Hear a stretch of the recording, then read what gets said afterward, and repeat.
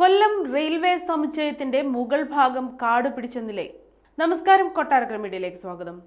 കൊല്ലം railway station വികസനത്തെപ്പറ്റി കൊട്ടിഘോഷിക്കുമ്പോൾ പ്രധാന സമുച്ചയത്തിന്റെ മുകൾ ഭാഗം പുല്ലും ചെടികളും വളർന്ന് കാടുപിടിച്ച നിലയിൽ ശോചനീയാവസ്ഥയിലാണ്. വിദേശികളടക്കം പല സഞ്ചാരികളും എത്തുന്ന കൊല്ലം റെയിൽവേ സ്റ്റേഷൻ അന്താരാഷ്ട്ര ഭൂപടത്തിൽ വരെ ഇടം നേടിയ ഒന്നാണ്. അന്താരാഷ്ട്ര നിലവാരത്തിൽ ഉയർന്നു നിൽക്കുമ്പോഴും റെയിൽവേ അധികൃതരുടെ അനാസ്ഥയാണ് ഈ പഴയ കെട്ടിടത്തിന് നിലവിൽ ഈ അവസ്ഥ സംജാതമായിരിക്കുന്നത്.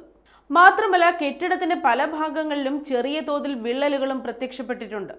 മാത്രമല്ല, കോൺക്രീറ്റ് കെട്ടിടത്തിൽ പൂശിയ പെയിന്റ് അടക്കം പായൽ പിടിച്ച് മങ്ങി പൊടിഞ്ഞ് ദ്രവിച്ച നിലയിലാണ് കാണപ്പെടുന്നത്.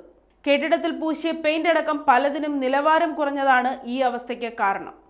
റെയിൽവേ ഇൻഫ്രാസ്ട്രക്ചർ ടെക്നിക്കൽ എഞ്ചിനീയറിംഗ് ഭാഗത്തു നിന്ന് കൈവന്ന അപാകതയും കെടുകാര്യസ്ഥതയുമാണ് ഈ അവസ്ഥയ്ക്ക് കാരണമെന്നാണ് ഇവിടെ എത്തുന്ന റെയിൽവേ യാത്രക്കാർ പറയുന്നത്.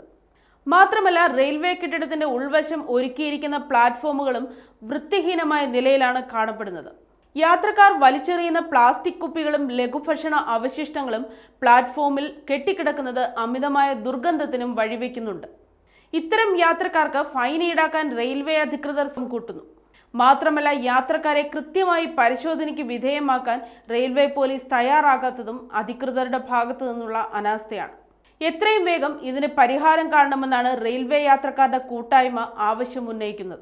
റെയിൽവേ സ്റ്റേഷൻ പുനർനിർമ്മാണത്തിൽ ഇക്കാര്യങ്ങൾ ശ്രദ്ധിക്കണമെന്നും പ്ലാറ്റ്ഫോമും പരിസരവും വൃത്തിയായി സൂക്ഷിക്കുന്നതിലൂടെ സഞ്ചാരികൾ ധാരാളമായി എത്തുമെന്നുമാണ് യാത്രക്കാരുടെ കൂട്ടായ്മ അവകാശപ്പെടുന്നത്.